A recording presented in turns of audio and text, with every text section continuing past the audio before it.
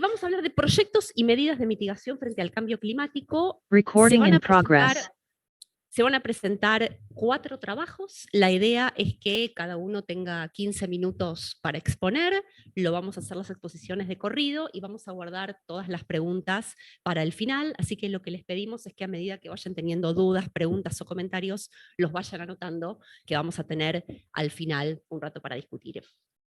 En primer lugar, Cristian, Alberto Folgar y María Laura Haag, un trabajo que realizaron juntos, van a hablar sobre enseñanzas de la biomasa en Argentina para el diseño de una visión estratégica del desarrollo de las energías renovables en nuestro país. Va a presentar Cristian. En segundo lugar, Sebastián Scheinberg y Alejandro Figola van a hablar del uso del ferrocarril de carga como medida de reducción de emisiones y mejora en la eficiencia del sistema de transporte global.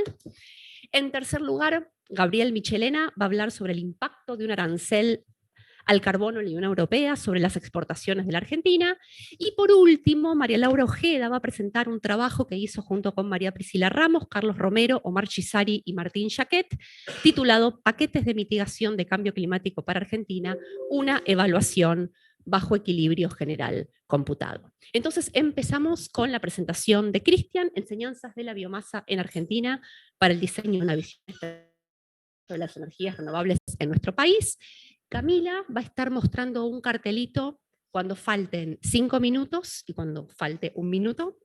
Y para pasar las diapositivas es este botoncito. Sí. Bueno, buenas tardes. Un poco la idea del trabajo que hicimos con María Laura es de identificar qué cuestiones o qué enseñanzas nos pueden dejar los 2 grandes programas que en términos de biomasa se empezaron a implementar en Argentina, que es básicamente la introducción de biocombustibles, biodiesel o bioetanol en el vector de oferta de combustibles líquidos y la biomasa en los programas de energías renovables. Es decir, tomamos ambos programas para ver si podíamos sacar algún tipo de enseñanza y nos concentramos en de adoptar una visión estratégica, que quizás es lo que en algún caso puede haber faltado. Si nosotros analizamos nuestra posición relativa en términos de matriz energética respecto al mundo, la verdad que nuestra matriz energética tiene una altísima carga de hidrocarburos, pero respecto al mundo es bastante más generosa en términos de emisión de gases de efecto invernadero. Si nosotros tenemos, en términos de promedio, nosotros estamos bastante mejor. Como hecho, esto ha sido históricamente así, de ahí surge la idea de que Argentina podría ser hasta acreedora ambiental del mundo, y esto siempre se plantea en las discusiones de los foros internacionales y demás. Si ustedes se fijan, nuestra gran ventaja es que no tenemos carbón, o no usamos carbón dentro de nuestra matriz primaria, y si nos sesgamos mucho hacia el gas natural, que dentro de los hidrocarburos es el menos contaminante. En los otros 3 rubros estamos relativamente parejos con el mundo. Digamos, en términos de matrices primarias, a veces hay distintas estadísticas. Yo me basé en las estadísticas del informe de BP del año 2022, que por un tema, siempre sigo las estadísticas de ellos, entonces me parecía lo más apropiado. Ahora, la gran ventaja, no quiero caer en el remanido cliché de que tenemos recursos y demás, pero la verdad que nosotros podemos elegir, casi que podemos elegir la matriz energética que queremos.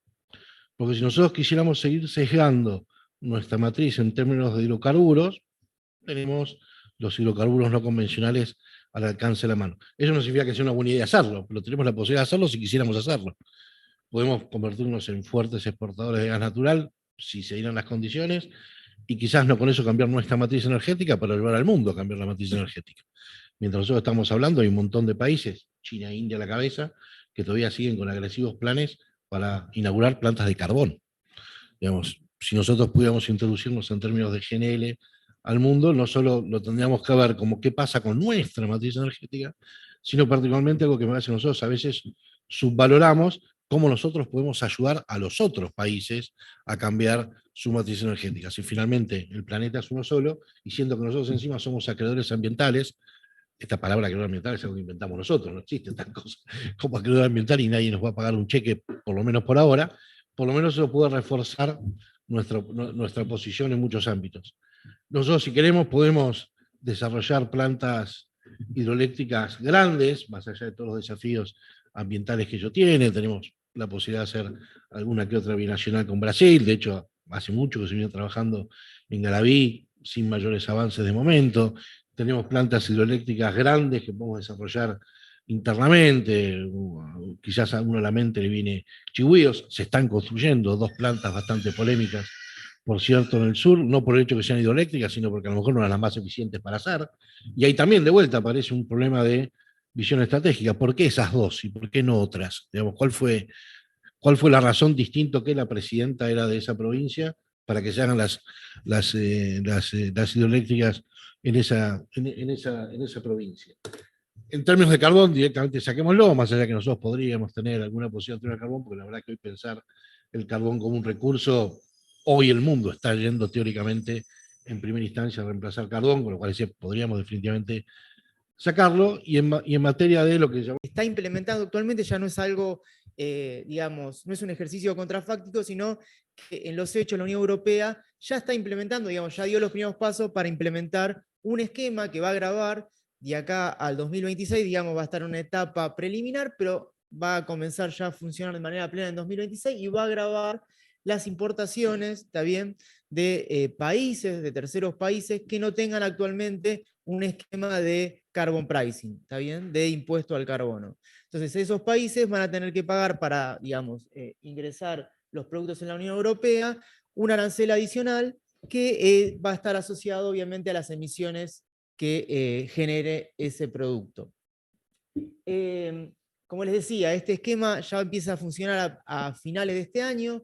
Lo que van a tener que hacer los importadores de la Unión Europea es comenzar a reportar, ¿está bien?, las importaciones que realizan y las emisiones contenidas que tienen un subconjunto de productos que ha sido determinado por la Unión Europea, que son principalmente, lo adelanto, digo, en forma general, que son el aluminio, el hierro y el acero, el hidrógeno, los fertilizantes y la energía eléctrica, que son productos en general de alto contenido en emisiones. Y bueno, ¿cuál es la justificación, digamos? ¿Qué justifica la implementación de estos aranceles? ¿Cuáles son los, digamos, en qué se basan los argumentos de, en este caso, la Unión Europea, pero cada vez de otros países en desarrollo, para ir hacia la implementación de estos aranceles? Bueno, el quid de la cuestión, el punto, tiene que ver con lo que se llama la fuga de carbono. Este es como el eje central de todo el debate sobre los aranceles a los aranceles a las emisiones.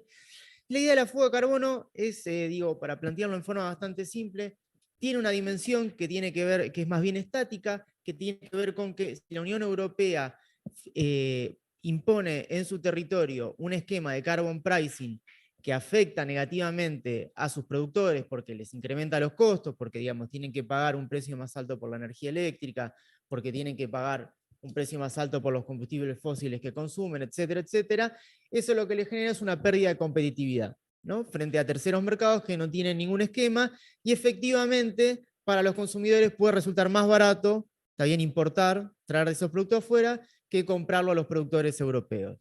Y la segunda dimensión, que es como una dimensión más dinámica, tiene que ver con, digamos, con los flujos de inversión a nivel internacional y con la acumulación de capital. Es decir, que si el esquema nacional en la Unión Europea o regional en la Unión Europea genera sobrecostos y por lo tanto genera incentivos para importar productos del exterior, lo cierto es que también genera en forma dinámica incentivos para que la inversión se dirija a terceros mercados, ¿está bien?, y desde ahí exportar a la Unión Europea. Es decir, para incluso empresas europeas, para plantearlo en forma concreta, puede ser más beneficioso mudarse a Vietnam o invertir en Vietnam y desde ahí exportar a la Unión Europea.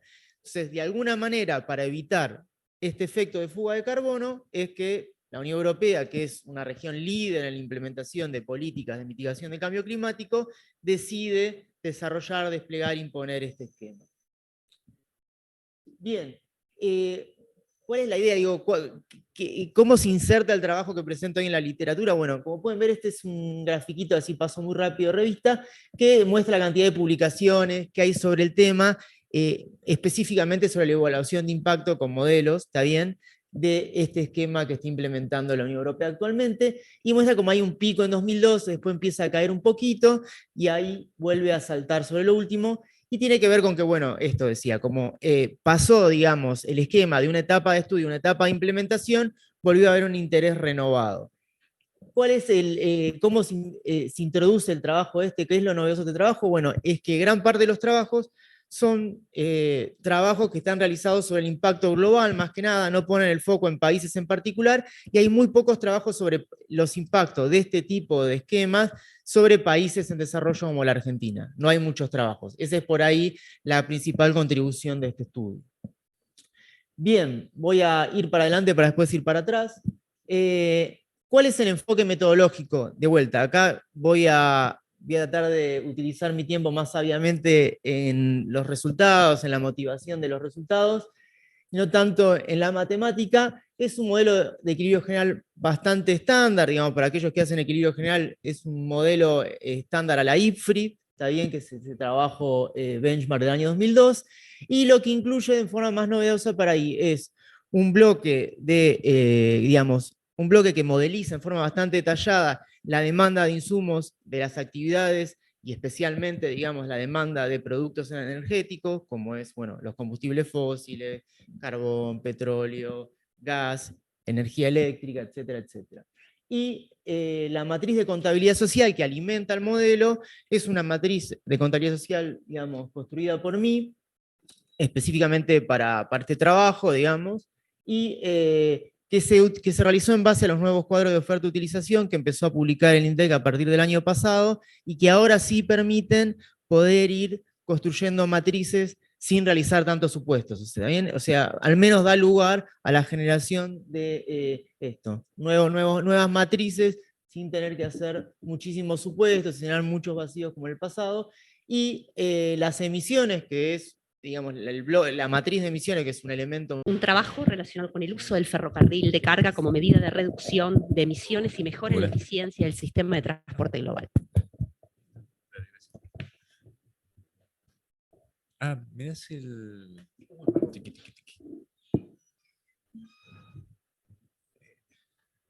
¿Cuál se pasa? Ah, ok. Bueno, buenas tardes y gracias por la invitación. Nosotros vamos a hablar del sector transporte y su vinculación con el sector energético. Tenemos un especialista que es Alejandro, que va a hablar más particularmente, en breve, sintéticamente, del sector transporte.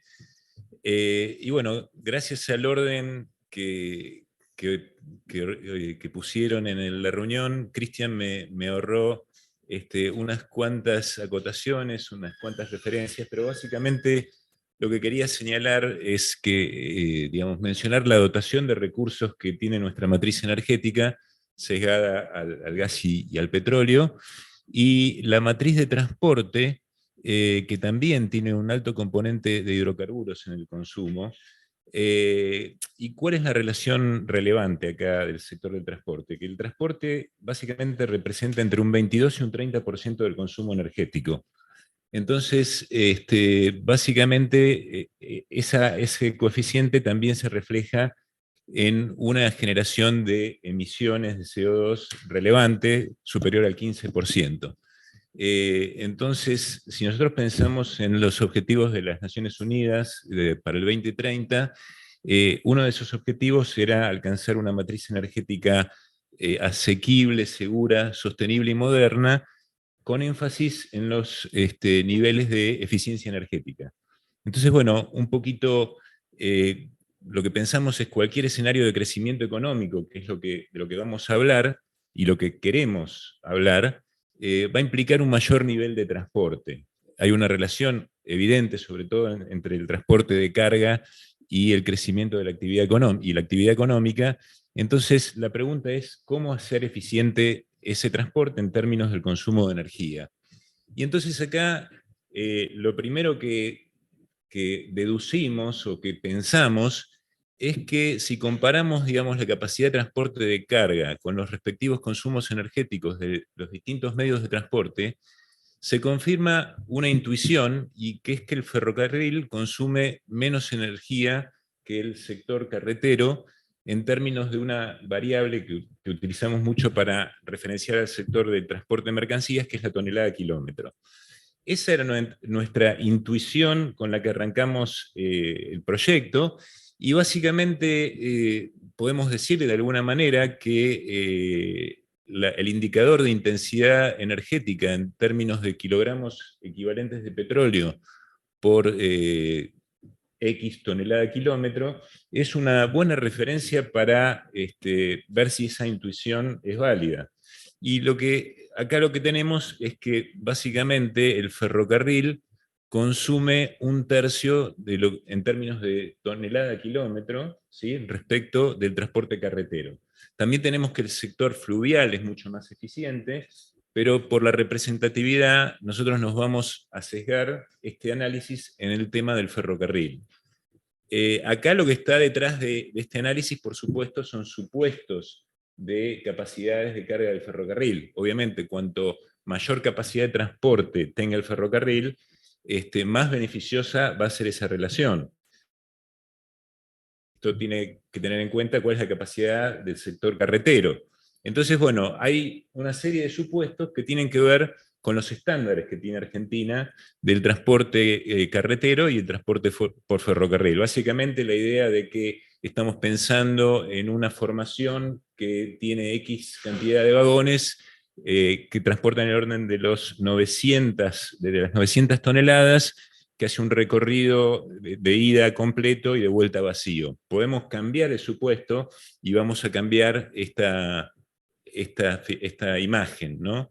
Y lo que tenemos, obviamente, es que si la densidad que se transporta es baja, o sea, si no transportamos las 900 toneladas, sino que transportamos mucho menos, la ventaja empieza a desaparecer. Entonces, hay un tema que es clave y que tiene que ver con la densidad. ¿Cómo hacemos para dotar al sistema de mejor densidad?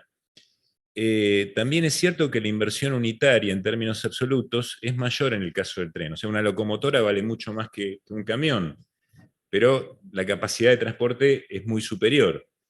Y por otra parte, si esto es tan evidente, si esta imagen nos refleja esa evidencia de que el sector ferroviario es mucho más conveniente, ¿por qué tenemos tan baja participación del transporte de ferrocarril en la Argentina? Y eso un poco tiene que ver, o podemos hacer alguna referencia a cómo está organizado el sector. Y de alguna manera, cómo ha ido declinando el transporte a lo largo del tiempo y también el tamaño de la red. Y en ese sentido, le voy a dejar a Alejandro para que mencione ese breve diagnóstico del sector de cargas. Muchas gracias. No, estoy bien, gracias. Muchas gracias por la presentación. Voy a comenzar hablando un poco acerca de la motivación de este trabajo. Como ya sabemos, la cuestión ambiental ha ido creciendo en los últimos años y ha entrado en la agenda de los gobiernos, alineado sí, con la Convención de Cambio Climático de Naciones Unidas, el Protocolo de Kioto, el Acuerdo de París, entre otras cuestiones.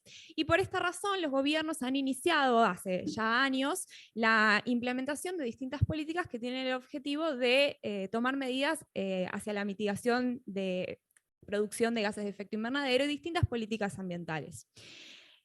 Tanto en la literatura como en la práctica, una medida que quizás es comúnmente usada es la implementación de impuestos al carbono o carbon tax.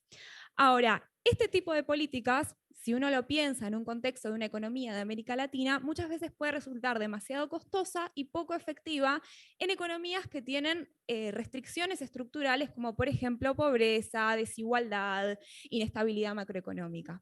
Entonces, en este sentido, resulta importante hacernos la pregunta, de qué tipo de paquete de mitigación del cambio climático es útil o es necesario para economías como América Latina. Entonces, en este estudio en particular, lo que nosotros vamos a hacer es enfocarnos en el caso de la Argentina. Y para ello tenemos antes de hablar de los objetivos, algunos hechos estilizados vinculados a la Argentina. que tiene que ver, en este gráfico, lo que ustedes ven acá en pantalla, es la contribución mundial de cada economía al nivel total de emisiones de gases de efecto invernadero. Y lo que podemos ver es que Argentina se ubica en el puesto número 24. Se encuentra detrás de otros países de la región, como por ejemplo Brasil o México, y por supuesto detrás de los principales responsables de las emisiones, que son China y Estados Unidos. Ahora, si nosotros estudiamos un poco más en detalle cuál es la composición de estas emisiones de gases de efecto invernadero para la Argentina, los datos lo que nos sugieren es que el 53% de estas emisiones son producto del consumo y producción de energéticos, y al mismo tiempo el 37% es atribuible a los sectores intensivos en el uso de la tierra, como agricultura, silvicultura y demás. Entonces, estos dos fenómenos lo que nos están dando cuenta es que acá, cuando tenemos que realizar un modelo que nos permita realizar una evaluación, tenemos que prestar especial atención a los sectores energéticos e intensivos en el uso de la tierra. Entonces, ahora sí, los objetivos de este trabajo es, por un lado, desarrollar un modelo de equilibrio general computado, multisectorial, dinámico y recursivo, que nos permita dar cuenta de las restricciones estructurales de países de América Latina, pero al mismo tiempo que tenga una estructura detallada de los sectores responsables de las emisiones de gases de efecto invernadero, es decir, los sectores energéticos y los sectores intensivos en el uso de la tierra. Entonces, a partir del desarrollo de este modelo, y en base a que estamos estudiando el caso argentino, el segundo objetivo de este trabajo es echar luz acerca de cuál podría ser un paquete de políticas de mitigación óptimo que permita lidiar con la cuestión ambiental, pero al mismo tiempo minimizando lo máximo que se pueda los efectos negativos en la economía. Entonces, para ello,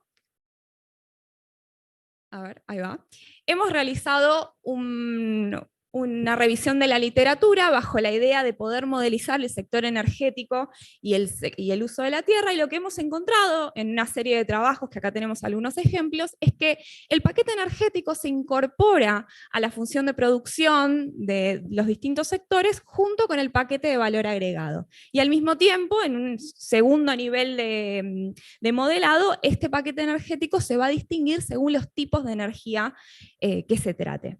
Y después, otro grupo de autores también trata el modelado del uso de la tierra en el contexto de estos modelos, y en este caso lo que ellos sugieren es considerar al factor tierra como un factor productivo más que se adicionaría al factor capital y al factor trabajo. Y al mismo tiempo, algunos trabajos, dependiendo de qué tipo de economía se trate, distinguen este factor tierra según sus usos, ¿sí? Según si es un uso para la agricultura, si es un uso para deforestación. Entonces, un poco nuestra idea es desarrollar un modelo que de alguna manera incorpore todos estos elementos. ¿Bien? Entonces, muy brevemente, permítanme describirles de qué se trata este modelo, que de nuevo es para la Argentina. El primer supuesto, la primera característica de este modelo es que va a ser una economía pequeña y abierta al mundo. En este caso, la Argentina va a estar vinculándose con el resto del mundo, ¿sí? Vamos a distinguir dos regiones. En este modelo nosotros distinguimos 56 sectores productivos, en un rato voy a hablar un poquito más de ellos, y 10 tipos de hogares que van a estar distinguidos según su nivel de ingreso. Y esto nos sirve para dar cuenta de la desigualdad de ingresos de esta economía. También vamos a tener un sector gobierno, y acá dice 4, pero en realidad son 3 factores productivos, que son la tierra, el capital y el trabajo. Y en este modelo vamos a admitir la posibilidad de que en vez de que haya pleno empleo, exista la posibilidad de desempleo en esta economía. La mayoría de los sectores productivos van a actuar bajo competencia perfecta, pero en el mercado de trabajo vamos a permitir la posibilidad de desempleo. Ahora, este modelo, como les dije, es dinámico recursivo.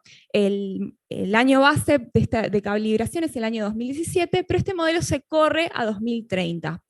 Entonces, para correr este modelo a 2030, una línea base donde no se van a incorporar ningún tipo de políticas, nosotros tenemos que decirle al modelo cómo la economía va a crecer.